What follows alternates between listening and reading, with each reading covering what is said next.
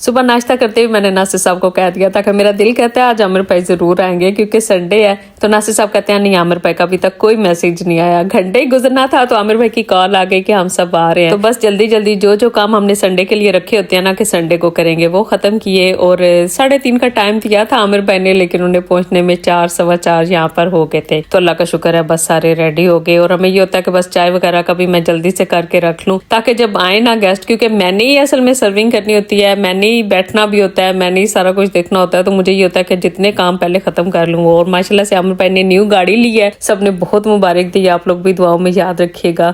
और सबको बड़ी पसंद आई। पहले हमने गाड़ी देखी, बहुत मुबारक दी, और फिर बस बैठ के जो गप्पे लगानी होती है, वो थोड़े आगे जो प्लान होते हैं वो बातें की, एक दूसरे से डिस्कशन की। और साथ साथ बस मैं चाय गर्म करके चीजें रखती जा रही थी। यहाँ पे नाइमा मेरा छोटा सा व्लॉग शूट कर रही थी। मैंने उसे कहा कि तुम्हें मोबाइल लेके ना मेरे छोटे से क्लिप्स बना लो। अच्छा, ये फिश फ्राई थी, कबाब साथ में सीख कबाब मैंने पड़े हुए थे वो कर लिए, और पिज्जाज मैंने ऑर्डर कर लिए, और मलाई बोटी क्योंकि ये आमिर भाई को भी बहुत पसंद है। और साथ में केक आमिर भाई ले आए थे, वो असल में मीठा किसी ने लिया था, गजरेला साथ में था, गाजर का हलवा बहुत मजे का था, सबको बहुत मजे का लगा था। और फिर चाय वगैरह बनाई, और चाय बाकी तो सब ने एक एक कप पी, मुझे लगता है मैंने 2 कप पी लिए थे।